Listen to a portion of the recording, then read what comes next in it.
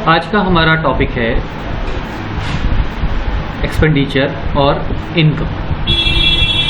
दो चीज़ें हैं, एक्सपेंडिचर का मतलब खर्च और इनकम का मतलब आय। तो शुरू करते हैं एक्सपेंडिचर से। एक्सपेंडिचर को खर्च कहते हैं और व्यय भी कहते हैं। एक्सपेंडिचर दो प्रकार के होते हैं, एक डायरेक्ट एक्सपेंस, दूसरा इनडायरेक्ट एक्सपेंस। डायरेक्ट एक्सपेंस को प्रत्यक्ष व्यय कहा जाता है और इनडायरेक्ट एक्सपेंस को अप्रत्यक्ष व्यय कहा जाता है। ये दो तरह के आपके एक्सपेंस होते हैं। चलिए देखते हैं कि किस एक्सपेंस में क्या आता है और कैसे इनको हम लोग बांटते हैं। आपको बताया कि डायरेक्ट एक्सपेंस और इनडायरेक्ट एक्सपेंस दो तरह के अलग अलग एक्सपेंसेस हैं। डायरेक्ट एक्सपेंस परचेस से रिलेटेड होता है, गुड्स परचेस से रिलेटेड होता है।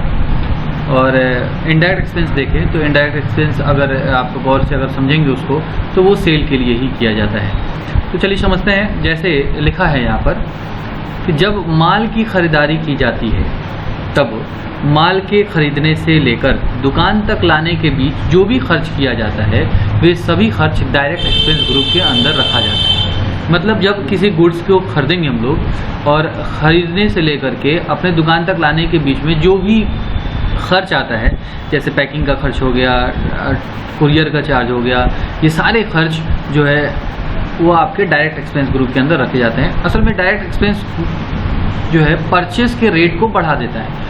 मतलब जैसे हम लोग जब ऑनलाइन कोई चीज़ खरीदते हैं तो शिपिंग चार्ज हमसे लिया जाता है और शिपिंग अगर हमसे कोई पूछे कि आपका प्रोडक्ट अगर 400 का है, शिपिंग चार्ज 50 रुपये दिया है हमने, कोई पूछे कि प्रोडक्ट कितना का है तो हम क्या बताएंगे? हम बताएंगे कि 450 रुपये का हमारा प्रोडक्ट है। मतलब कि जो डायरेक्ट एक्सपेंस होता है वो परचेस के रेट को बढ़ा देता है। यहाँ लिखा भी है cost of goods is equal to goods purchase plus direct expense. मतलब डायरेक्ट एक्सपेंस और गुड्स का जो परचेज का रेट है वो दोनों जब मिलता है तब उस गुड्स का कॉस्ट पता चलता है कि कितने लागत का ये गुड्स हमें पड़ा है। यहाँ दूसरे शब्दों में लिखा है कि अर्थात गुड्स के खरीद मूल्य में डायरेक्ट एक्सपेंस जोड़ने के बाद ही गुड्स का लागत मूल्य प्राप्त होता है। मतलब डायरेक्ट एक्सपेंस परचेज के साथ हमेशा जुड़ता है तब जाकर कॉस्ट ऑफ गुड्स मतलब कि गुड्स का लागत मूल्य मालूम चलता है। वही एग्जांपल यहाँ पर आगे लिखा हुआ है कि जैसे जब आप ऑनलाइन सामान खरीदारी करते हैं तब उस पर शिपिंग चार्ज जोड़कर मूल्य बताया जाता है। इसमें शिपिंग चार्ज डायरेक्ट एक्सपेंस कहलाएगा। मतलब कि ये अलग से आपको जो चार्ज लिया जाता है ये भी परचेज में जाकर के परचेज के रेट को बढ़ा देता है और ये परचेज करने के लिए ही किया जाता है, शिपिंग चार्ज लगता है, इसलिए इसको डायरेक्ट एक्सपेंस कहा जाएगा। एक चीज़ और ध्यान रहे कि परचेज दो तरह का होता है। एक परचेज होता है जो इसको गुड्स को परचेज करते हैं, जिसका व्यापार कर रहे हैं हम लोग, जिस संपत्ति का उसको गुड्स कहते हैं, उसका परचेज करते हैं। और दूसरा कि किसी वस्तु या संपत्ति को खरीदते हैं, उसको परचेज करते हैं। तो यहाँ पर जो परचेज की बात करी जाती है, अकाउंटिंग में अगर परचेज कहा जाएगा तो परचेज का मतलब होता है गुड्स का परचेज, न कि वस्तु या संपत्ति की परचेज। वही आगे यहाँ लिखा भी है। लेकिन डायरेक्ट एक्सपेंस केवल माल मतलब गुड्स की खरीदारी के साथ होने वाले खर्च को ही कहा जाता है, किसी संपत्ति या वस्तु को खरीदते समय होने वाले खर्च को नहीं। डायरेक्ट एक्सपेंस का कुछ एग्जाम्पल यहाँ लिखा हुआ है, जैसे कुरियर चार्ज, पैकिंग चार्ज, फुलदारी, वेजेस मतलब भाड़ा। ये सारे के सारे डायरेक्ट एक्सपेंस के एग्जाम्पल हैं जो परचेज करते समय, गुड्स को परचेज करते समय खर्च किया जाता है। तो डायरेक्ट एक्सपेंस आपको समझ में आ गया होगा। डायरेक्ट एक्सपेंस असल में परचेज से रिलेटेड होता है।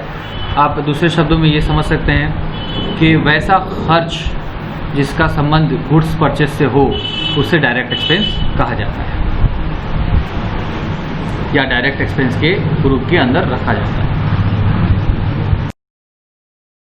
नोट के रूप में लिखा गया है कि वैसे खर्च जो गुड्स के परचेज अमाउंट को बढ़ाते हैं उन्हें डायरेक्ट एक्सपेंस कहा जाता है।